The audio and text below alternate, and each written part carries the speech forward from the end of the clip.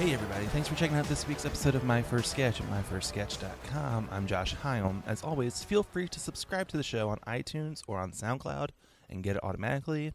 You can catch the show on the Stitcher app if you use that. And I've started to post the audio on YouTube if you like to listen to audio through YouTube. You can like the podcast on Facebook at facebook.com/myfirstsketch. Email me at josh@myfirstsketch.com, and you can follow me on Twitter at myfirstsketch. Philly Podfest has begun, and this Sunday, July 23rd at 4:30 p.m., My First Sketch will go live at PHIT's second stage with very special guests, the incredible shrinking Matt and Jackie. Tickets are $5, and you can get them in advance by going to myfirstsketch.com/July23. But today's guest is Alex Pearlman, who is a stand-up comedian and a former member of Two Mustaches. His first sketch is called Professor When. Alex reads Girl Roommate, Professor When, and provides the musical theme, and I read Girl Roommate 2 and Guy Sweater Vest. So let's go to the sketch.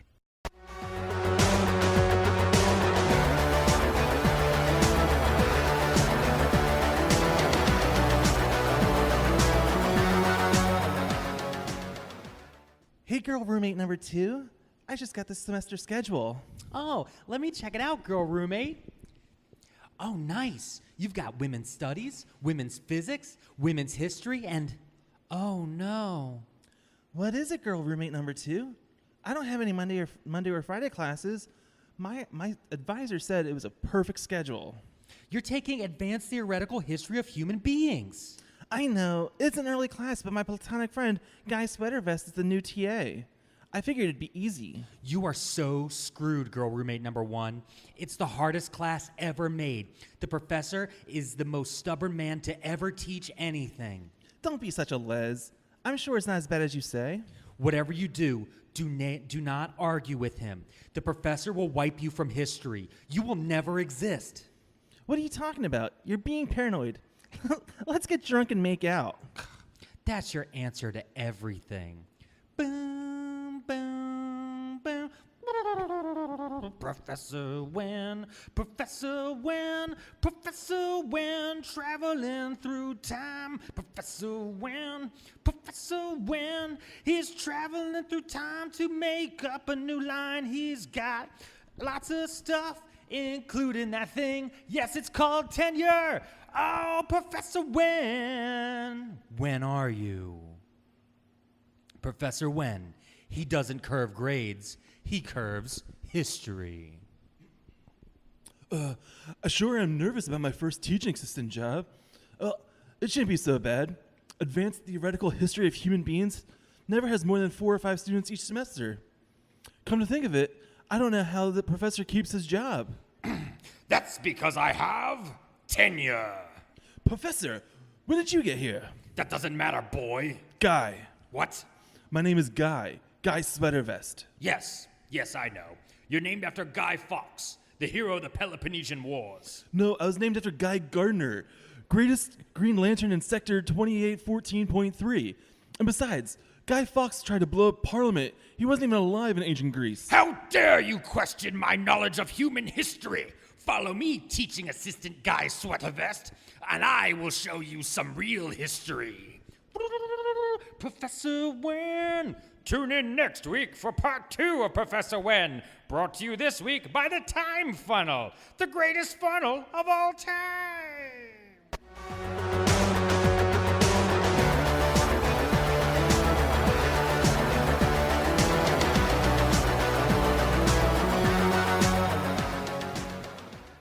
Hey, Alex. Hello. All right, so tell me about this idea. Tell me about the sketch. Okay, well, it's from my old podcast, Two Mustaches, which was actually a sketch podcast I used to do with my best friend, Alvaro Lopez Moreno. And it was the two of us, and we both had mustaches at the time, so we named it Two Mustaches, which we thought was brilliant, but then quickly realized is the worst name for a podcast ever. Well, it's not very descriptive of what... No, it's terrible because it's impossible to search for. Okay. So we spelled it out, TWO space mustaches. How do you spell mustaches? MUST. That's cool. that's how we spelled it. Most people spell it There's an M-O-U. O, yeah.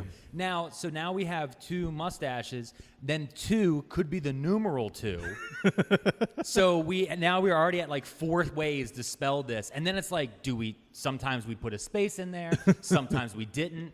Eventually we made a Facebook for it, but this is before Facebook pages existed. So we used it. We couldn't call it 2 mustaches. Facebook was like, that's not a real person's name. Right. And I was like, how dare you? I'm non-binary. But we created it in Spanish. We called it Dos Bigotes, which eventually got blocked because they called it racially insensitive. But yeah, so anyway, the 2 Mustaches was a sketch podcast that it started out dumb. I met Alvaro at a open mic, and he was doing rap, and in his rap he mentioned what's his name? He's one of the Green Lanterns, like a really big one, Kilowog. He mentioned Kilowog, the Green Lantern, and I walked up to him. I was like, "You know who Kilowog is?" And he was like, "Yeah." And I was like, "We're friends now." And I thought it was really funny. We hung out a couple times, and I was like, I was struggling with stand-up at the time, and I said I wanted to do 2-man stand-up with him. And he was like, okay, cool, let's write some stuff. And I was like, I don't write. And he was like, what do you mean? I'm like, I just get up and just say what I want. And he was like, well, I write everything down. That's how I write raps. Like, he's like, everything that even seems like it's coming off the top of my head is pre-written. And I was like, that's dumb. You should just have it come off the top of your head. So he came over to my house, and we bent our minds in a couple of different ways. And then he grabbed my laptop and hit record.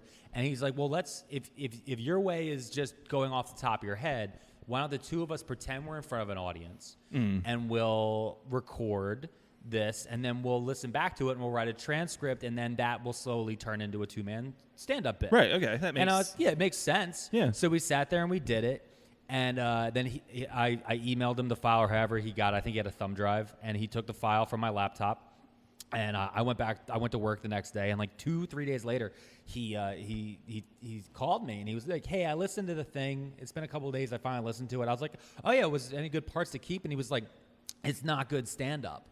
Right. And I was like, okay. He's like, but it is a good podcast. And I was like, what the fuck is a podcast? I had no idea. By the way, this is in 2007. Okay, so this is way back. Ago. So So I was like, what's a podcast? He's like, it's like a radio for your iPod. And I was like, then why wouldn't you just listen to the radio? Like, this is stupid. And so like we discussed it. He came over. We recorded a couple more because I was still trying to push it as a 2-man stand-up bit. Yeah. Thinking we could just do that at the open mic in Westchester. And he was like, nah, we have to do, this is a podcast. So we started, over time, like we would come up with funnier bits for it, and we started releasing it, and we came up with funnier and funnier bits. And one of the things that was happening at the same time, Alvaro moved in with me. I moved into a new apartment. He moved in, and it was right when the revival of Doctor Who started. So like 2005 is when it restarted. 2007, 2008, Doctor Who was starting to be like, among nerds, it was everywhere. And then Tennant takes over. Yeah, David Tennant was in there, and it's like, it was just right before David Tennant's run ends. So it was like getting popular, but it wasn't everywhere yet. Mm-hmm. Like you couldn't get it at Hot Topic. You know what I mean? Like you had to go to a comic book store that imported stuff from Britain to get a Dalek. Like I remember like my dad went to London. I was like, get me a Dalek. So I was getting obsessed with Doctor Who. And there also wasn't a lot of episodes. And it wasn't easy to get because this is pre-Netflix. This is right. Like, YouTube videos couldn't be longer than 5 minutes. And I'm assuming that BBC America was like barely there. It was being showed on like randomly on PBS some afternoons. Because that was my only ever introduction to Doctor Who was weird random stuff for Sunday night, whatever British show that they're going to show. Yeah. Every once in a while it was Doctor Who, and I didn't understand it. And I remember Doctor Who being on Sci-Fi when Sci-Fi first rolled out in cable, mm-hmm. but it was so weird then when I was a kid that I just couldn't get into it. Right, and I was like, this is my cheesy. way too. Yeah, I was like, this is cheesy, and I like Star Trek. Like, if you're going to be cheesy, be serious. And like they would show Tom Baker Doctor Who, and it was silly and it was dumb, and I hated it. And then I got older though, and I saw the David Tennant run and the Christopher Eccleston run. I got super into it. And so, since there weren't all these new episodes, I started going out and like downloading and buying old Doctor Who DVDs and starting to watch it for the camp. Mm-hmm. And then I understood why people liked it. Yeah. While that's happening at the same time, we're recording this podcast.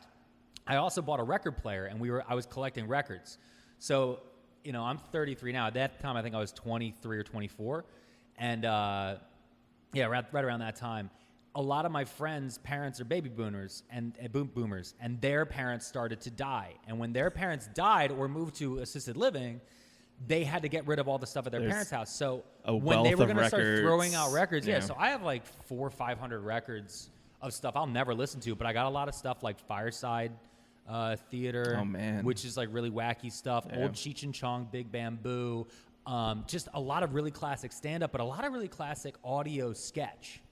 And I'm like, well, we're doing a podcast, which is just audio. Yeah. We should do sketch stuff. And one of the things Alvaro found was an old Sherlock Holmes radio play. So his idea was we need to have a radio play inside the show. So Professor Wen, the idea of it was this was a New Zealand public radio program released from 1953. It actually is before Doctor Who. Okay. So, but it's called Professor Wen, and the whole premise, if it's not clear in the sketch, is he is a teacher that has tenure at a college. Tenure is the name of his TARDIS. I don't remember what the acronym stands for, but it's basically. But you did create. We did create one, and his the whole thing is anytime someone questions him on human history, he goes back in time and changes it so it matches what he said it was. That's the whole premise of it. And his biggest enemy, unlike Doctor Who has the Master, his was the Dean, and Professor Wen slowly became an all-encapsulating part of the show, and it started to bleed into other aspects of the show. So we did a lot of it. It was all audio-based sketch, which is in some ways actually easier than visual sketch because you have to spell everything out. Yeah. So it's like we wouldn't have stage direction. If you can't hear it, you just don't do it.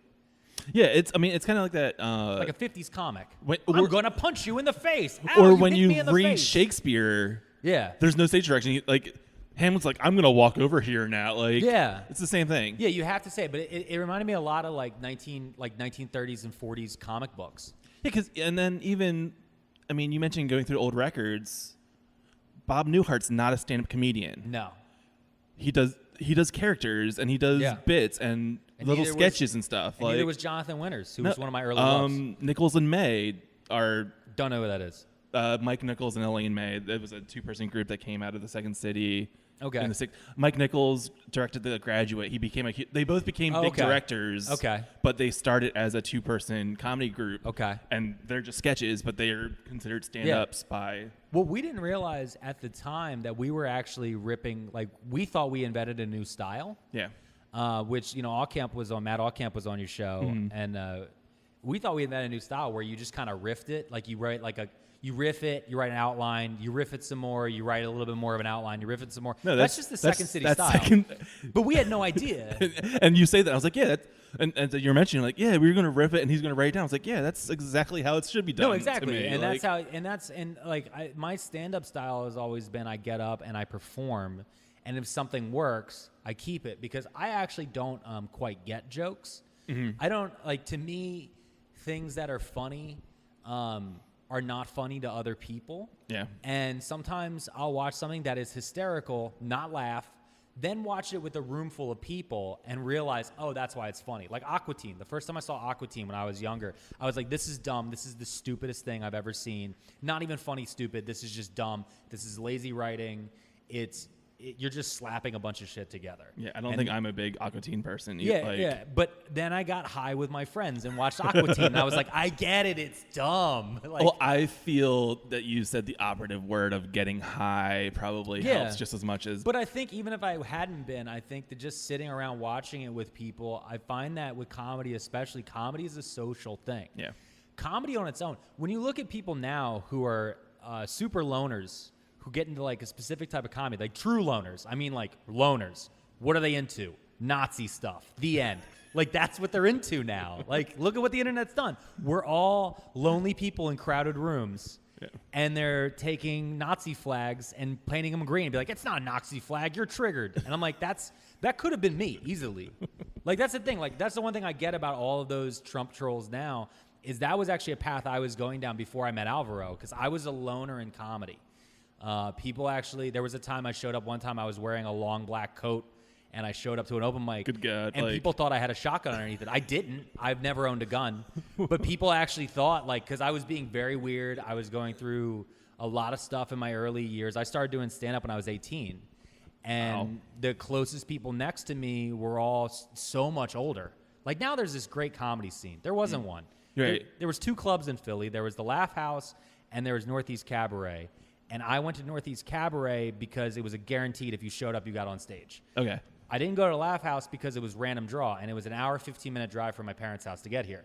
So I was like, why would I drive an hour and 15 minutes and not get on? Yeah. So I was going to Northeast Cabaret.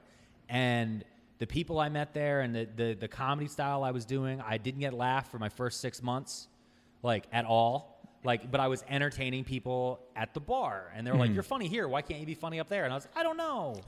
So I just kept doing it. It was the first thing I ever failed at. Before we get too deep into your stand-up time, what made you laugh growing up? What was your comedy fandom? My mom would listen to stand-up tapes when my grandma lived in North Carolina. So we would drive from Delaware County to North Carolina. It's about a 6.5-hour drive. And my mom would listen to audiobooks and stand-up. So the 2 biggest ones being Bill Cosby and Jonathan Winters. Okay. So from Jonathan Winters, I took the improv style of just kind of trying to keep it loose and react to what's in the room, and Bill Cosby, the storyteller style. Yeah. And those were the 2 that had the most influence on me. Then slowly it became Robin Williams. Who is directly influenced by Winters. Yeah, but directly so by Jonathan sense. Williams, yeah, Jonathan Winters. And the first time I saw a Robin Williams stand-up special from like the early 80s, late 70s, like I didn't know he was on cocaine and stealing jokes. I just thought that was top of his head. Like it would just, everything seemed to like to me, the idea of actually writing something and then pretending it was new. Yeah. Was a lie. And then I got in Eddie Izzard was another one late in high school. Yeah. Eddie Izzard showed up and I watched his HBO Aspen comedy special, and I read an interview with him when I was in high school, and it was all about how everything Eddie Izzard does is improv. Again, lie. No, it's a total lie. But the review of his New York show was he was on stage, and the whole thing was that he's a transvestite comedian, and that's his words. He was an executive transvestite. And what is it? It's full male and half a girl or something? Something like that, yeah. How he... Yeah, but his whole thing was he's an executive transvestite, and he's like, I like to dress like girls, but I also like to kiss them. Like, it's okay. But the whole thing was during his stand-up set in New York that the New York Times was there to review, a button fell off his blouse. And so he asked someone for a sewing kit, and for the rest of his set, they were like, the rest of his set, he did 45 minutes just while re-sewing his blouse. And I was like, okay. And now I know that what he was doing was he was re-sewing it, doing a one-liner here, doing some act, one-liner here, doing some act, crowd work, act, crowd work, act. But he made it seem like it's just happening now. And the reporter doesn't know the magic. So I read this. It's one of the tricks that comedians can use. Yeah, like, you make it seem like, no, just tonight.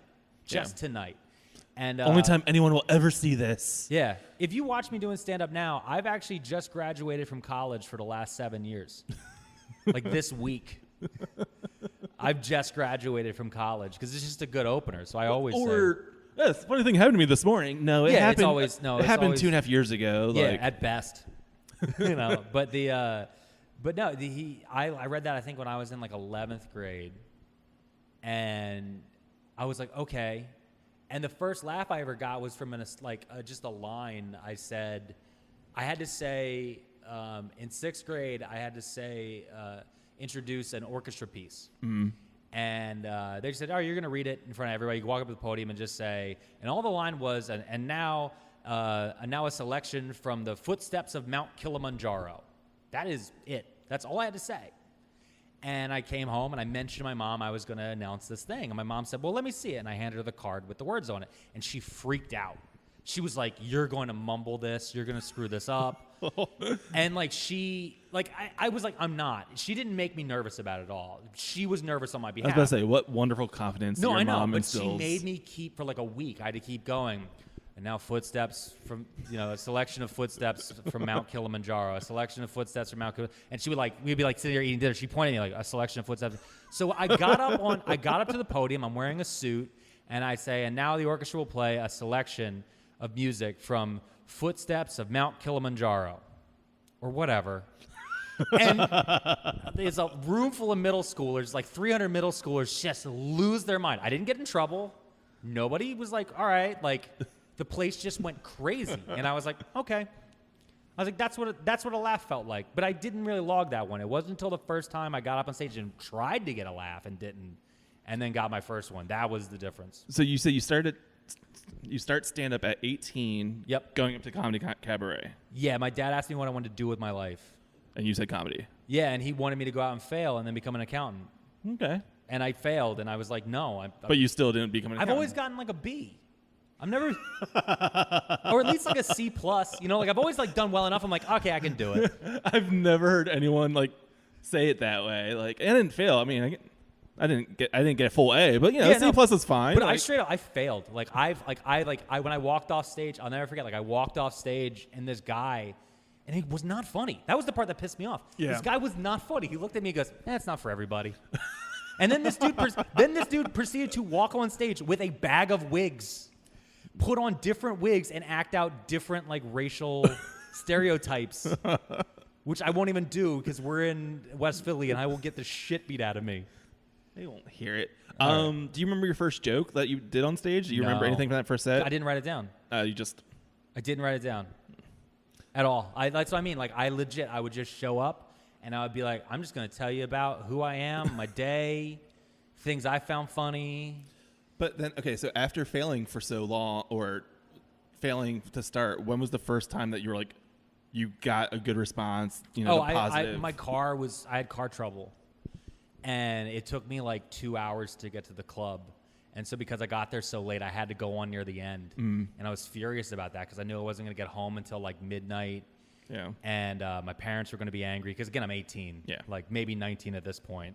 And I think it was the summer after my first year of college. I was just furious. And I got up on stage and I just did this like breathless rant. And in my head, I think I did 4 minutes straight without ever stopping, just powering right through it. Just everything that's ever happened that was wrong, I just described to this crowd. And the last line I said was, because it was the brakes, I remember it was the brakes on my Isuzu Trooper, and it was snowing. I think there was some snow, so I think I was back on winter break. Okay. And I said I was worried that I'm going to be driving down Roosevelt Boulevard, I'm not going to be able to stop, and I'm going to slide across the snow and run over one of the homeless guys with no arms or legs. And the only thing I'll be able to say is, I think his name was Matt. Which is a street joke, but I ended it with the street joke. But it's this whole weird thing, and I'm just going back and forth, and the entire thing ends with the, what do you call a guy with no arms and legs standing in front of a door? Matt. That's it. And that was just this dumb. They connected together. I said it, and this wave hit me. This wave of laughter hit me. I never felt it before, and I've never been like. And I remember just being like, thank you, like just running away. Like that's enough. Like when a nerd gets his first kiss in a movie, like the girl like kisses him on his cheek, he's like, and runs away like Napoleon Dynamite. Like, yeah, that's exactly what I did. And then a year later, I got my second laugh. A year later. How often are you like doing it? Like once a week. You're okay. Oh, it is that frequently. Back then, that was all you could do. Right. There wasn't a mic. But like there's a part of me when you say a year later, I'm thinking, oh, he's going down like once a month or something. No, but, no. I mean, like if you're doing it weekly. Wow, yeah, I was doing it weekly. I mean, I was going. I went back to school. I dropped out of college eventually, and I was just always doing it though, and I was always trying it, and I kept. It was a thing that if I wasn't doing it weekly, it was at least like. Three times a month. You might miss 1 week or something. I might miss 1 week because I'm grounded. Were you living at home? Were you ever discouraged in that? No, because I knew the one thing I actually knew early on is I didn't want to make it young because of Eddie Murphy. Then why would you start young? Because I knew I needed to get good. Okay. So my idea actually when I was younger was to break probably about the age I am now, which is ironic because I'm not trying anymore. So you had a full plan of like, I'm going to start at... I just knew... Start at 18. I look back at musicians, and the really great ones played for years. Yeah. 10, 15 years. And they could start even younger, Jimmy Page starts when he's 10. Yeah, you don't need to be in front of an audience and he breaks necessarily at 25. to get better. But that's what I'm seeing. Like, a lot of these guys, and my favorite comics when I was younger, Red Fox, he's in the business 35 years before his first album. Yeah. A lot of the guys who I don't like a lot of the contemporary comedians most of the time. I try not to listen to them because also I'm afraid of pocketing them. Right. If you steal a joke that's from the guy who's been dead for 10 years, not 10, the guy's been dead since the 70s, nobody really notices. Right. Because they're like, oh, it's cross. Oh, it's just been out in the ether. Yeah. But if I get up and I tell, a Louis C.K. joke tonight, yeah, then people are going to know. Yeah, Alex stole a Louis C.K. joke. Oh, shit. So, no, but I always knew. I knew that. Also, I knew at 18, I couldn't get in front of any audience, tell my truth, and have it matter. Right, because you don't have necessarily the life experience yeah. or your problems or stuff that you are encountering might not be as mature. I'd never faced any hardship. Right, exactly. Yeah. I wrote an essay in high school. I forget what the assignment was, but my big essay was I have no opinion. I'm I'm 17. What do I have to think? Yeah. What do I have to say? I remember having to apply for colleges, and they had what's a hardship you overcame? And I remember legit. I turned to my mom and I was like, I'm not going to this college because that's fucking stupid. And I didn't. I went to University of South Carolina because they did not have essays on their application. So I ended up going there. Did you do any stand-up down in South Carolina? I tried out for an improv group. Okay. And I brought a girl with me to impress the people and to press her and be like, hey, look, not only am I funny, but I can get girls. And then I was like, hey, girl, not only am I cool, but also I'm good at improv. And I brought her and they convinced her to try out. And they took her and not me. Yep. She, that was the first girl to smash my heart. Just smashed it. I don't even remember her name now though, but I just remember just being so upset. But I did. I went and I tried improv, but all I knew about improv was Whose Line Is It Anyway? I was gonna say, yeah. That was all I really knew. And I was like, just say whatever comes to your mind. Yeah. I didn't know about the rules. Right.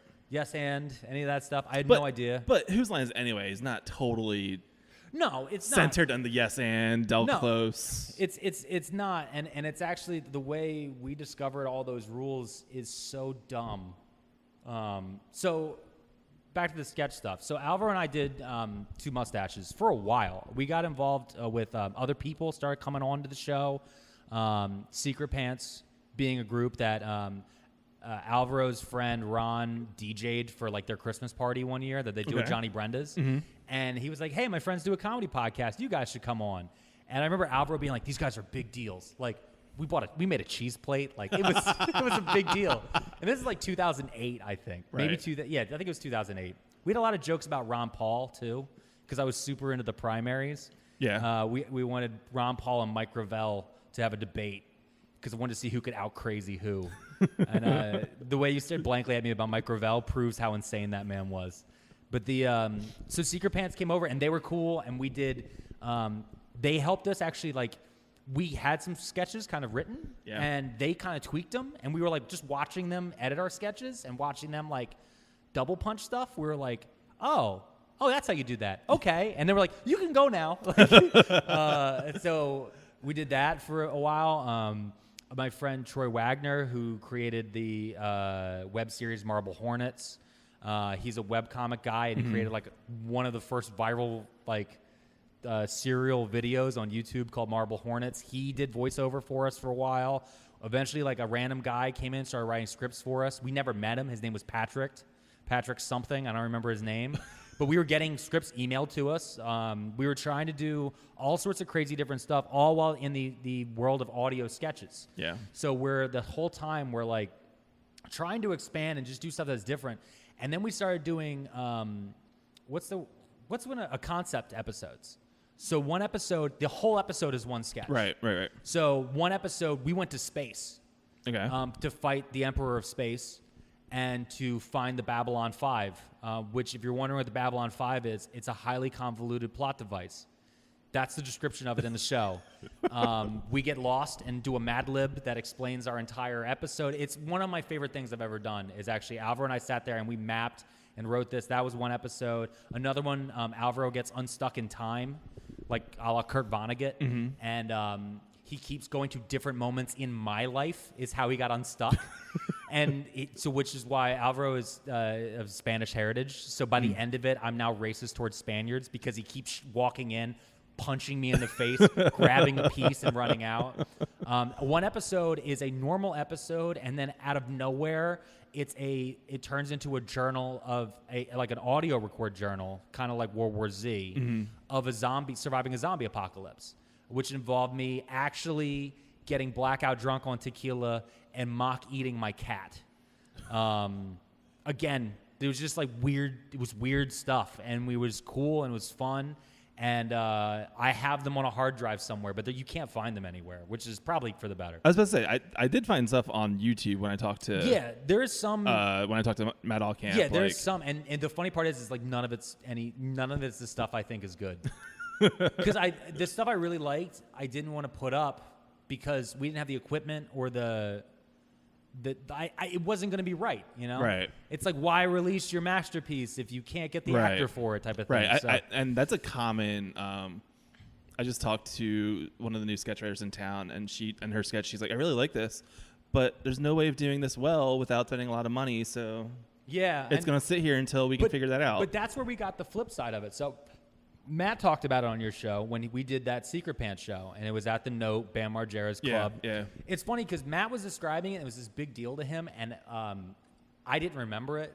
Okay. Because we had actually already Albert and I started doing live sketches at the open mic that I performed stand-up at. And the cheat of where was this? It was called Fenario's Coffee Shop. Now I think it's just called Fen in Westchester. It's on It's a 111 Church Street. I'd love give them a plug. If you're in Westchester, swing on by.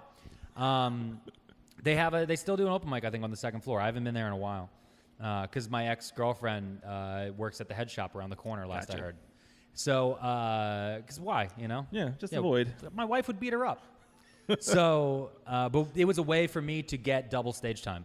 Right. That was the whole reason we started doing sketch. So you would do a set by yourself. I would do stand up. And Alvaro would rap, and then we'd go up as two mustaches.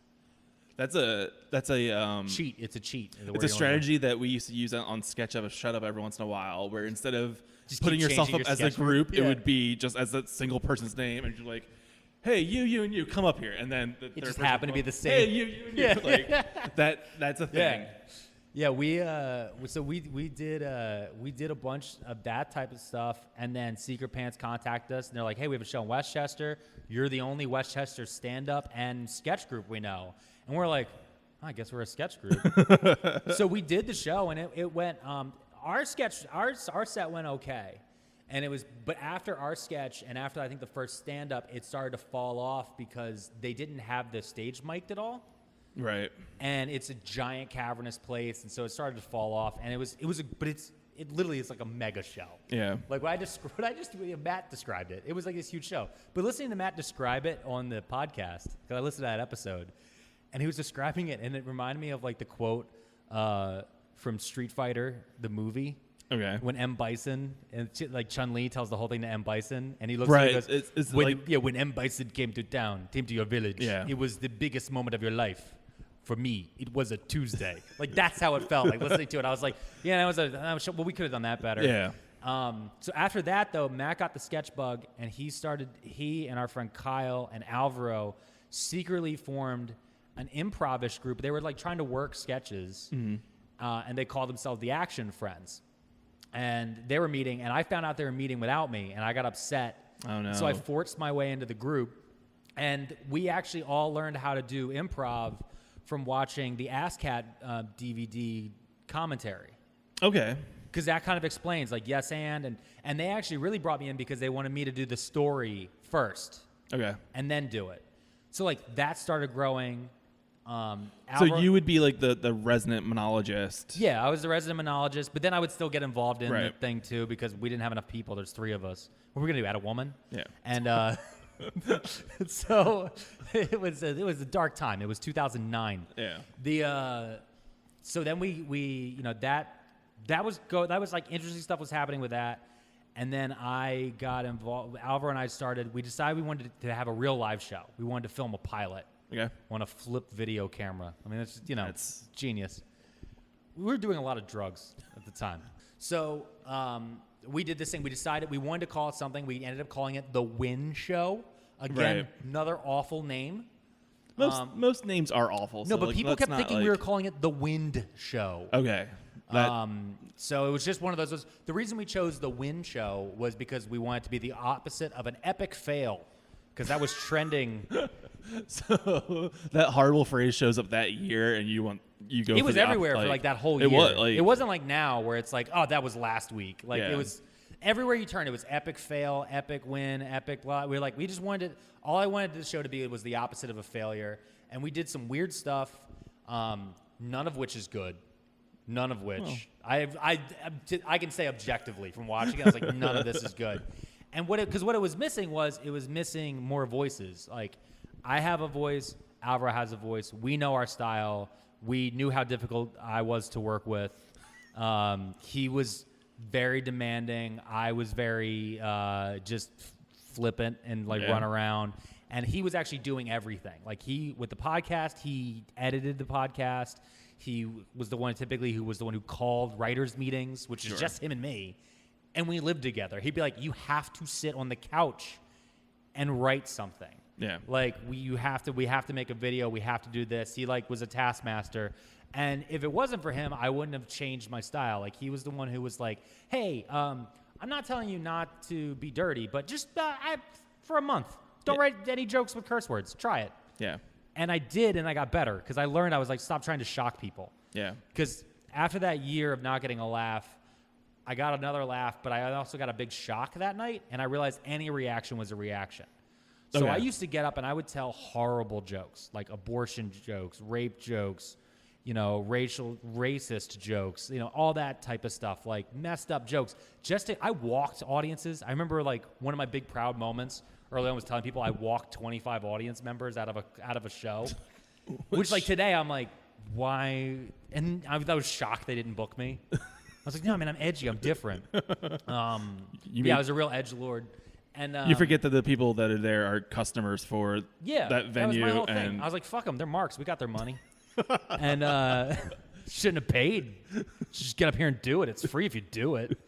But yeah, so when we brought in Alvaro and Kyle, Allcamp and Kyle, they added Allcamp was also weirdly a fan of our show, which was weird for me. Like the first person who wasn't involved with something tell me they liked it, who wasn't a teacher or family member. Because he was Westchester. Yeah, he was Westchester, and he was he was listening to it and he enjoyed it and he had ideas and he started his own podcast.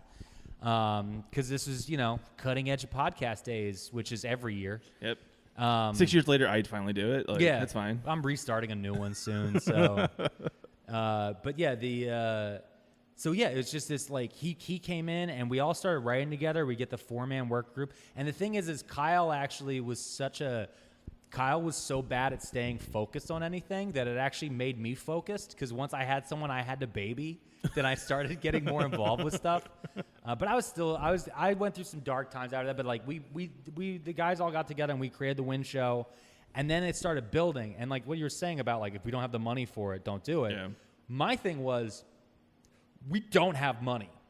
Do it. Figure out any way to make that work. Because we're in a college town performing for 18, 19, 20-year-olds. Yeah. And it's in a coffee shop. The only reason people were even going there is because they weren't 21, so they couldn't go to bars. So they had nothing else to do. It's before smartphones. It's before YouTube had really taken off. It was just before all that stuff. And it is a college town, so it is a captive audience for the most part. Yeah, and it's captive, and they have nothing else better to do. So we put together this show, and our original idea was we put together this show, and we booked bands on it. And our idea being the bands were the draw. Yeah. And actually, by I think it was our 5th or 6th show, people were begging us to not book bands. Okay. Because they're like, we want one, we don't like the bands. 2, we like your thing. And 3, by you booking bands, it's now a 2.5-hour show. Right. So, it was after that, I learned slowly, Dave Taruso, I met him, and he was like, hey, comedy should never be longer than an hour and a half. The audience gets tired. And I was like, okay, that was my new goal. The show will never be longer than an hour and a half. We learned, how to cut things down. We brought in Amanda, who was our basically our stage person, and she designed curtains for us that they ended up using at Hey We're Cool. Those were the Win Show curtains. Okay. A lot of the props they ended up taking were from our prop bins. I went to my basement, I found a box of puppets from when I was 6. What can we do with these? Let's do stuff with them. And so that stuff, I like the DIY stuff. Mighty Boosh had just started showing up places, so I liked the DIY look of Mighty Boosh. I was like, we don't need to go that crazy. To me, the ultimate CG is the ultimate effect was having a projector and using the projector to show a video to a live studio audience that the whole room could see, and then put that weird spin swipe when you're changing scenes. To me, I was like, genius. People are like, what about a star swipe? I'm like, that's hack. Spin swipe. But yeah, and then around 2010, the girlfriend who worked at the head shop broke up with me, and then I fled the area. And how far did you get? I went to New Mexico. New Mexico. Yeah, New Mexico. And when I went out there for a few months, some weird stuff happened. I started doing during that whole time, I was barely doing stand-up. I was glancing at stand-up. Okay. I would do it, but it was just a thing. It was because I was the stand-up in the group. Alvaro was the rapper. I was the stand-up. Matt was the cute one, and Kyle was the bad boy. That was literally how we sold ourselves. A full boy band. No, we were. That was how we breakdown. viewed ourselves. That was who we did. I was doing. And a lot of the sketches ended in yelling because we thought yelling was hilarious. Yeah. So I went to New Mexico. I had to just leave 2010, end of 2009, beginning of 2010. So I went to go stay with friends in New Mexico. I went out there. I was out there for 2-3 months, and I was at a coffee shop, and they had an open mic. So my friend, without telling me, signed me up. Okay. And at that point, I was I was like, I don't need to do it. I don't need to do stand up. I don't need any of this. I was just depressed. I was sleeping on a couch, and I'd been drunk at that point for 4 months. So in New Mexico. Yeah. At that point, I was playing with a lot of guns. Oh, jeez. In a box canyon in New Mexico. It was a crazy place, and I love it. And someday I will retire there. So anyway, my friend Kendra signed me up for this open mic without my knowledge. I literally am sitting there drinking a coffee, hungover, in this coffee shop. And the guy gets up. He goes, up next, we got some stand-up. Alex Pearlman. And I went, what? He's like, I've been told, it's you. Yeah, it's you. Kendra said that was you. And so I walk up, and I'm like, okay. And maybe not every line, but it felt like every single thing I said got a laugh. And it was because I finally had dealt with something. Yeah. I finally overcame a hardship. There's no longer an 18-year-old. Yeah, I wasn't 18. I was let's see, this is 2009. So yeah, I was 25, 26. And the other thing too, I went out there because I'd driven across the country before. The first time I drove across the country, it was real Britney Spears Crossroads, let's go find ourselves. Right. And this time it was I also, mind you, I left out a key port here. I was also right before I went, after she had broken up with me, I still lived in Westchester for a year. I was working as a mall security guard and hosting rap battles. Okay. Just want to throw that out. I feel like that's something people need to know about me. I was a rap battle host and mall security guard. So anyway, I got up and just told, just started riffing, and the crowd loved it. Because New Mexico did not have comedians. Right. They didn't have a comedy scene at all. No. And so for a lot of them, I was the first guy trying stand-up they'd ever seen. They'd seen maybe professional comedians before, but they'd never seen somebody try it. Yeah. And also, the one thing that was really nice was the host announced that I was a comedian and not another poet. Right. Because I've run into that before, where you get up and you realize you follow a poet, and people are like, right, because you're symbolism? not doing open mics at comedy clubs. You're doing open mics in coffee shops. And that's all the ones I did back then. Everything. Yeah. All the ones I did back then. You might have a singer-songwriter. You might have a poet. And I liked those better when I was younger because it taught me, the one thing I don't like about the Philly scene is everyone only does comedy mics. Yeah. And you forget sometimes that you're good. When you're comparing yourself to the top comics, you go to Helium for the open mic, and it's the last 12 guys on that are the top 12 or everyone on that thing is great. You're oh, I guess I stink. Yeah, because you're not in the top 30 of 400 comedians. Yeah. Go to any mixed mic. Go to any open mic that is not comedy-based, and you will suddenly find out that you are funny. Yeah. Don't do street jokes. You're funny. Yeah. Don't do rape jokes either. So I was out there. I started feeling good doing stand-up. And I made a video. It's actually on the Two Mustaches YouTube page. It's called Alex's Summer Vacation. It was just of random things I saw while traveling. And I edited the video together while hammered in a Motel 6 in New Orleans next to a Shoney's. Okay. I picked the hotel because there was a Shoney's there. I drank heavily in New Orleans, got to Alabama, showed it to my friend Troy. Troy finished editing it for me. He cut, like, 'cause my video was like 25 minutes long. He got it down to 3. Like, he's like, there's a lot of stuff in here. He's like, you have a whole montage of you crying in different places. It's not necessary. But we then, so I emailed it in. The crowd liked it. I came back, and Pat Reber was my stand-in, kind of. Like, he would start doing it. So we did the Halloween show, and I liked Pat. I said Pat could be in. And then Pat brought a whole new voice into it. Pat was like another, like, he was a fan of the show, and which I think added more credence to us, like, believing in it. And then around that time was when I decided I had to move to Philly, because, like, I was back, but I didn't want to be back in Westchester. And I had made a decision that I wanted to be a stand-up comedian. And I loved working with them, and I loved doing sketch. But we started having, like, dividing lines. I remember this one sketch they did. It was a sketch all camp. I think he wrote it with Pat or with Alvaro.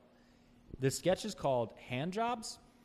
And the whole basis of the sketch is that Matt's character, who is Matt, because a lot of our characters were just us. We try to do a lot of, like, fourth wall breaking stuff. And Matt's character asks Pat or Alvaro if he wants a hand job. And he's like, I mean, not right now. And he puts himself up, like, Matt puts himself up for a high five. He's like, come on, man, hand job. And the whole bit is that Matt thinks that high fives are called hand jobs. And I was there, and I'm like, I'm doing the show with them, and Brendan Kennedy was there, another stand-up. We had him booked on the show, because once I came back to the city, started doing the city again, was getting recognition, I started booking stand-up. So I'd just be like, hey, I have a show. Yeah. Come do my show. And it would help, like, introduce me back into Philly. And then people were like, who is this new guy? Oh, look, he's so new. He has all this fresh material. I'm like, the jokes are 7 years old. I'm just reworking them. But they're doing it, and it's going like 4 minutes. One joke, hand job, like, just high five, hand job. I'm like, and Brandon's like, this is going pretty long. So I gave him the light, which is what you do in stand-up. When someone's bombing or they're going too long, you light them, which is you hold up your phone from the back of the room. Red light, something. I gave him the light, and it, like, infuriated them. Because, like, it's sketch, it's not stand-up. I'm like, well, you were bombing. They were like, well, we hadn't gotten to the punchline. I'm like, no, the punchline was the first line. Yeah. And we had, like, an argument about it. And then, like, I was living in the city. Like, I remember that being a moment for me, being like, I don't know if I want to work with others. And then then it would also turn into, like, I was living in the city, so I was driving an hour now in reverse. Right. So now I'm driving an hour from Philly, from Southwest Philly to Westchester to meet at this coffee shop so we could all write together. And because we needed to write together, because we had to do act outs, like, we couldn't just, like, be on Google. It wasn't Drive a group where you. This is what I have this week for you. Yeah, like, we were never that type, and we needed to be in the room. We needed to fuck about. And I'd get there, and it's like people would be joking around. I'm like, I drove an hour. I need to be back by X time. Like, I have a show tonight. Like, I have a schedule, and we were doing a show in Phoenixville, and it was a great show. And it was probably one of the best shows we ever performed together for, like, 4 people. Yeah. But it was a great show because, like, I walked in and I was like, I can't remember who was looked at me. And they're like, are you just done? And I was like, yeah. And they were like, cool. And I was like, cool. They're like, it's not bad. Like, we know you're done. You just aren't saying you're done. It's just, the priority is now. Yeah, my priorities have changed. And, the changes that came out of that were really great. Like, Kyle died. And then, no, he didn't. I was like, it's been a running joke between us is that Kyle's dead. But no, Matt and Pat, eventually they were started to come up. They were doing SketchUp, and they started doing their own stuff because they did the Win Show without me for a while. Right. Okay. Win Show would still come out and do stuff, and occasionally I'd come and show up and do, stand up. And they did that, and it was cool. But then Alvaro couldn't do it as much. And so Matt and Pat started doing Hey, We're Cool. Yeah. And I remember hearing about it, and I remember talking to Alvaro, being like, what is this thing? Did they just, like, take our old show and now just give it a new name? Mm-hmm. And he's like, no, they took the parts of the show that were, like, unwieldy and did it. And I was like, what do you mean? He's like all the audience participation. Like, we used to do game show segments, all this different stuff on the Win Show, all this mixed in sketches because we wanted the audience to always be participating.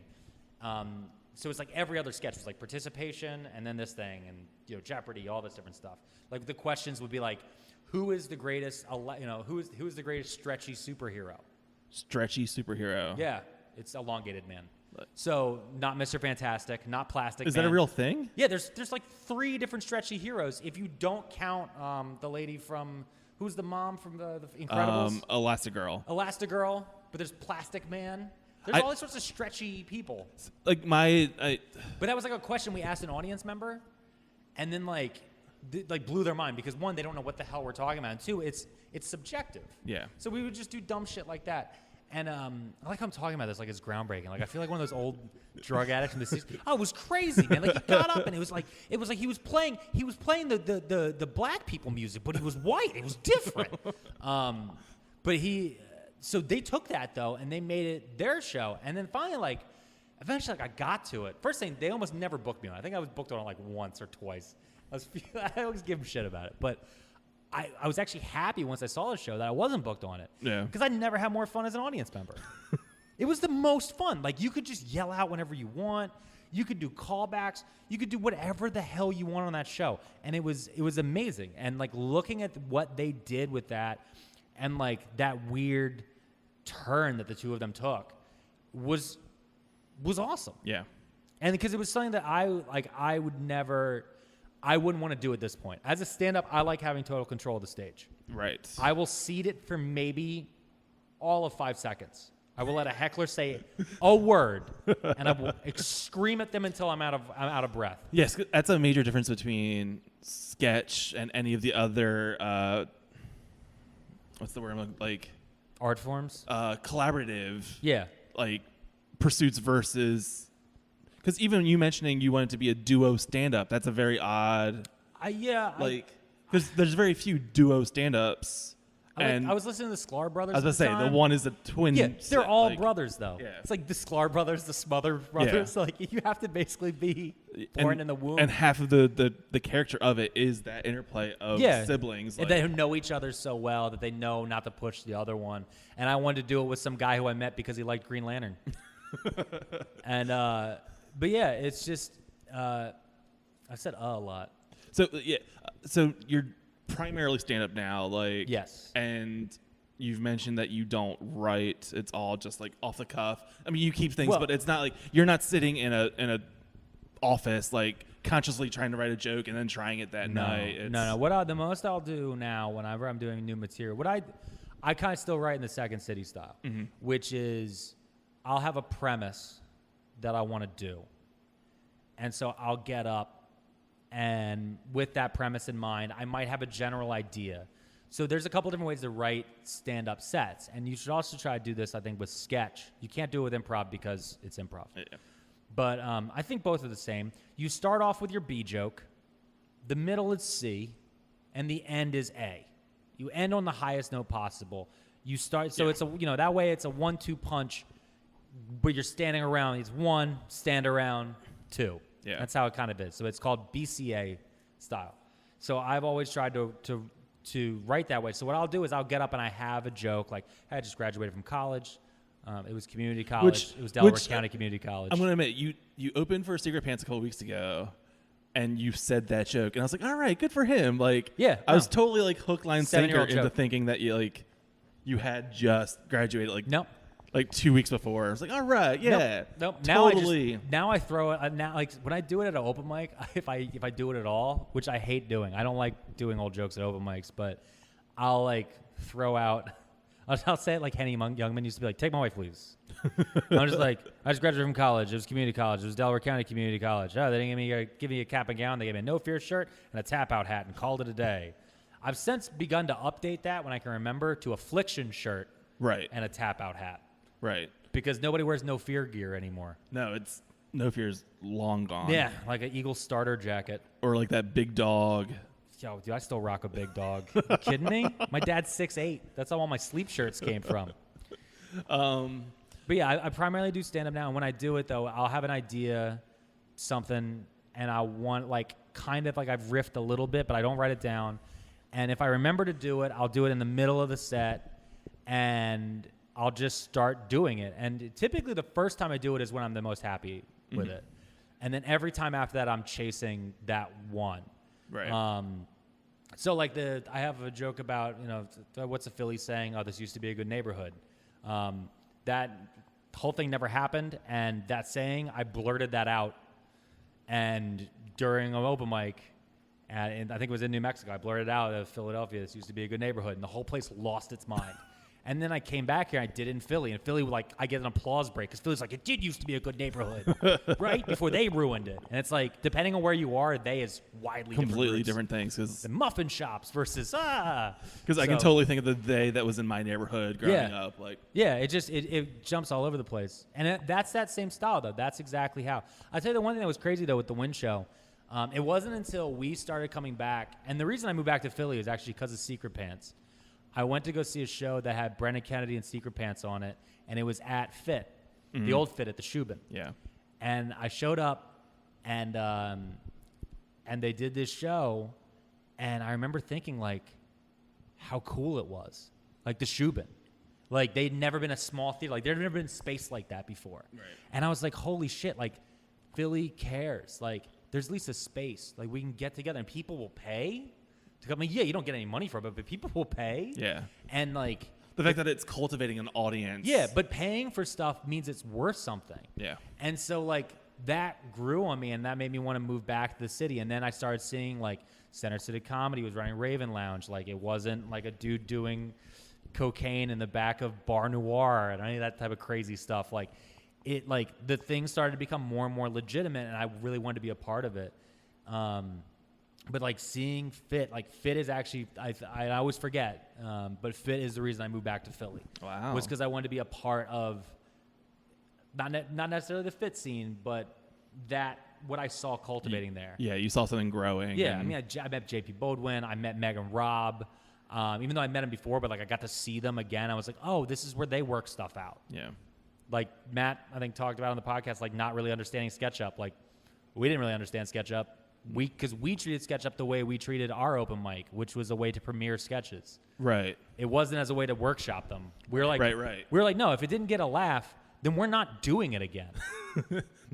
Instead of fixing it and doing. And we never did multi-run shows until, like, very near the end. Yeah. We didn't know you could. So everything was temporary. Everything was one because that was my style. Yeah. Okay. I don't like repeating stuff. Now I do, just because I can't get out as much. I probably have like 30 or 45 minutes of, like, material I've been repeating for the last 5 years.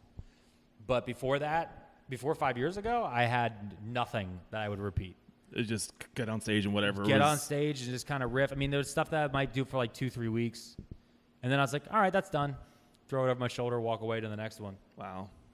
I can't imagine that, because, like, there's still sketches I wrote 5 years ago that I would like to keep doing on stage and want other people to do and other people to see. Like, now there's stuff I'm proud of, but also the other thing to remember is up until I got back from New Mexico, the entire time I was with my ex, I was stoned out of my gourd. Like, I was really high all the time, and then when she broke up with me, I was drunk for 1.5 years. So when I got back to Philly, like, I went through DTs in Alabama because when I got to Alabama on a Sunday, and they don't serve alcohol on Sundays.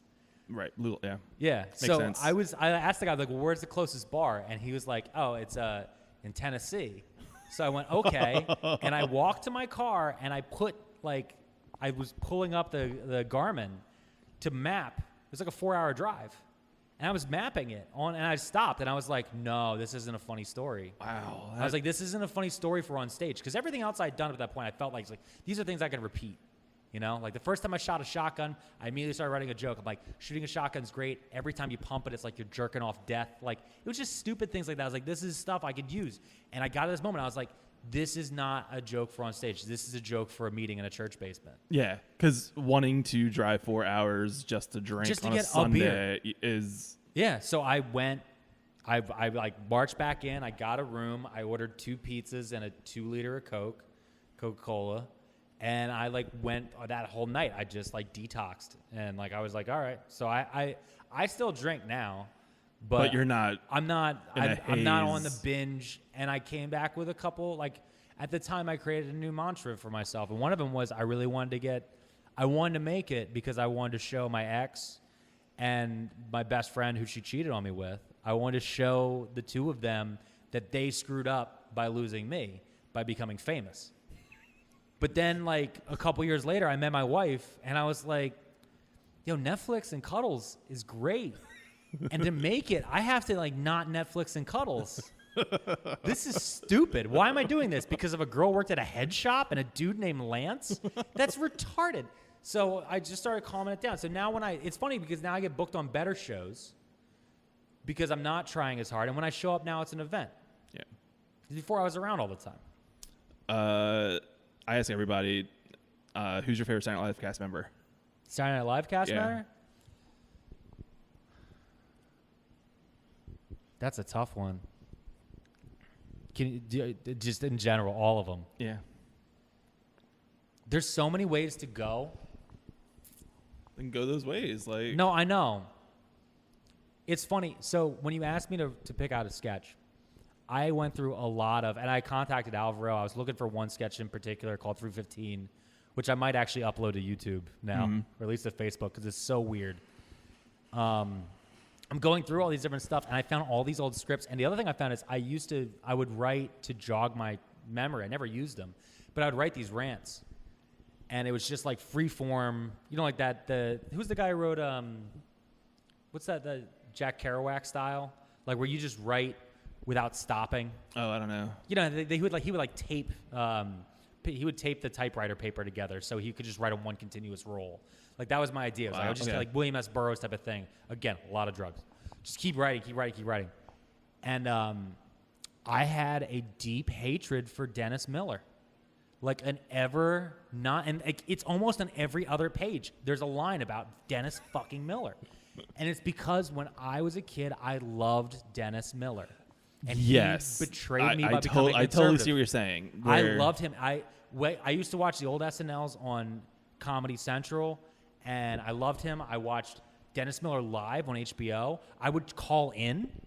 I can't tell you how long I waited on hold trying to call in to Dennis Miller live, a show that today I would be like spitting on people for watching.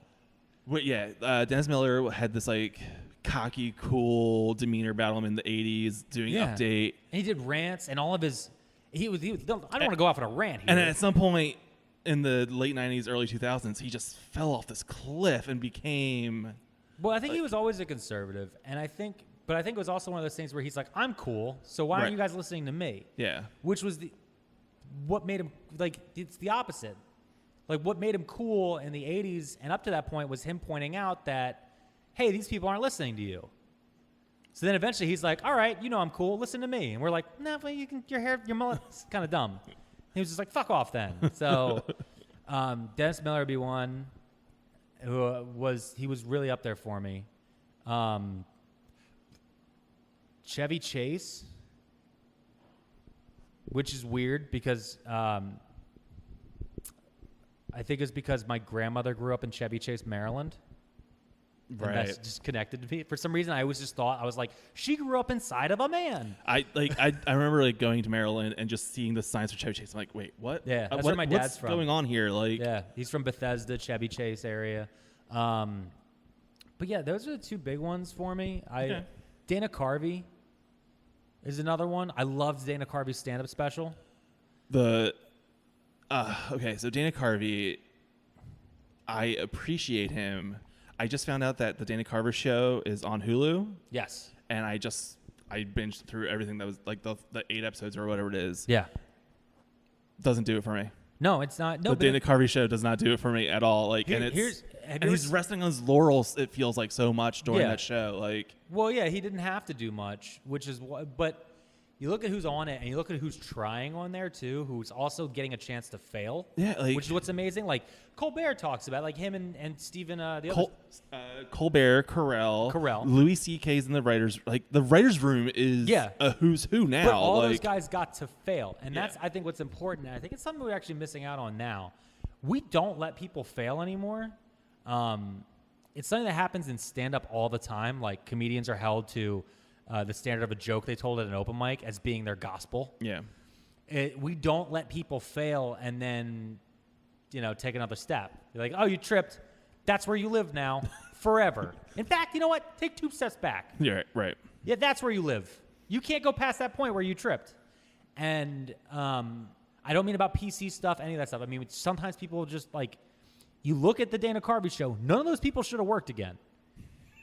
I mean, I think for a lot of them, it took a while to work. Like, yeah, but also like it gave them a chance. Though they got a chance to then actually be out there. They got to see how a show works, to begin to get better and better. If you look at early Daily shows is terrible. I remember when Jon Stewart took over the Daily Show. My dad and I were sitting there. We're like, this show is awful now. Every show Jon Stewart's done has failed. Right. It is nothing without Craig Kilborn. They say the same thing with nothing without Conan. Craig Kilborn. Like. Conan had 9 months where his contract was like 13 weeks. Every 13 weeks he was renewed, and he still stayed on for like a year. Like but I mean before he got a multi-year. But it's just that it's that tight, but it's weird. It's just weird. I think, but with the SNL stuff, I think for me, it's actually not even the actual SNL cast members. I think it's really the hosts. Like when I go back and you go back watch that first Richard Pryor. Yeah. Like the Richard Pryor show also, but the first Richard Pryor, like look how different comedy was back then. Like they're doing serious acting pieces in the Pryor forced him to do. Like his wife comes out and tells a poem about. Yeah, he brought in a whole crew of a whole crew. Yeah, the whole thing, Paul Mooney goes and writes a whole half that script. The job interview sketch. Yeah, the job interview. Like, which is one I always think of as Chevy Chase, because I'm like, I wanted to punch Chevy in the face when I watched that. And I was like, that takes a lot of balls to do that sketch. Yeah. And at the same time, if you put any of the other cast members in, it wouldn't have they would have chewed the scenery. Chevy it was clearly the best choice for that sketch. Yeah, I think any of the other cast members would have chewed the scenery. Dan maybe would have been able to do it, Who? but Dan Aykroyd might have been. But Belushi, but he would have done this voice. Yeah. Oh, why do you think you're good for this job? But Belushi wouldn't have been right. No, Belushi would have been. Yeah. None of the original cast. I think out of those, But don't get me wrong, Chevy Chase is a jerk and a monster. He is. He's just an all-around bad person, and I love Community, and I'm glad Pierce is dead. But I think, what were we talking about? I asked about SNL cast members, and then. But there was something before we went. I went back to. The style. The Richard Pryor show. You look at how sketches were written back in the 70s. I watched this one Richard Pryor sketch. I remember sitting there. I kept turning it off and turning it off and turning it off. Some friends of mine came over one day. We all were like hammered, and I couldn't find the remote because I just always skipped this one sketch because I thought it was dumb. I was like, it's not going anywhere. So I kept skipping it around like the 2-minute mark. My buddy was like, I couldn't find the remote. I'm getting up to find it. My dude's like, sit down, dude. I don't care. Let's just leave it on. It's this whole sketch. It keeps going. It keeps going. It keeps going. 7-minute mark. The one of the greatest punchlines I've ever seen. But you got to wait 7 minutes. And we're not like that anymore. No. We're not. We're not going to give people that time. The only place you can get that time is in live theaters. Yeah. Of any type. Like, that's the only place because you have no other option. When you're sitting staring at someone doing their job, you cannot pull out your phone. If you do, you're a dick. And even if I think about, like, what I watch on YouTube, if it's more than 4 minutes, there better be different clips. The first thing you do when you open a YouTube video is you look at the timestamp. Yeah. Absolutely. It's the first thing you do every time. You never don't, and the only way you won't look at the timestamp is if you open a video and it has across the top like wait till the end, and then the smiley face emoji's crying. I don't think I've ever seen a video on like Facebook, that. Like who did this? And they have like the dumb emojis. No, I don't know, man, because I'm still looking at the time for that. Oh man, yeah, it's all on those free booted videos on Facebook. And then you kind of mentioned why you do it. starting with spite and then getting out of spite. Yep. Same reason I quit doing drugs too. Yeah. What's something that you've learned from comedy? Always take always take chances. No. Don't ever trust your first impressions of most people. Okay. But trust your instincts. Because your first impression may be different than your instinct after a while. So, I mean, you've been in the Philly comedy community. We've had some actual legit monsters. Absolutely. The one thing that I had a theory until very recently that was kind of proven right, which is all of these monsters that have existed in the comedy scene of all levels, I never actually found them funny. They never actually made me audibly laugh. Okay. And I always got a weird feeling about them. So I find that, like, if I can understand someone's sense of humor, then I can usually understand that person. Mm-hmm. But there's a lot of people who, when I first saw, I was like, that person's garbage, and I wrote them off. And a lot of people did that to me. Yeah. And so give people, like I said, give people that time to develop. Like, if I see somebody who's really bad, I'm not like, I'm going to walk out every time that person performs. I'm like, I'm going to give them 6 months before I really pay attention again. And then I'll give them another 6 months. And if somebody tells me they're good, I'm going to be like, okay, are you sure? And they'll be like, it could have just been that night. Right. You know, but then eventually I'll be like, somebody told me, let me go take a look. But you get impressions of people, like when you know that someone is a bad person, you can tell. And don't let a bad person stick around just so you can, get a better gig or like not make the party weird. Yeah. Like if somebody's doing bad shit, point out that they're a bad person. All you have to do is be like, hey, dude, I think you're a bad person. And when that guy's like, I'm not a bad fucking person, tries to slide you, guess what? That guy's not invited to parties anymore. Hey, don't be creepy to women. I'm not being creepy to women. They want it. Oh, see? There you go. Did everyone hear that? Cool. Immediately creepy. Yeah. All right. Thanks, Alex. Thank you. Have a great one, man.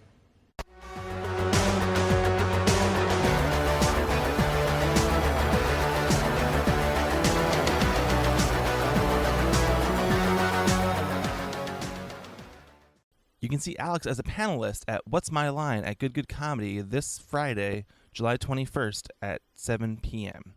Tickets are $5 and available at goodgoodcomedy.com. Alex also has a new podcast called Them Boys, which you can find wherever you get your podcasts, and you can follow him on Twitter at Alex Pearlman. One last reminder, My First Sketch live this Sunday, July 23rd at 4:30 p.m. We'll be on PHIT's second stage with the incredible Shrinking Man Jackie as my guests.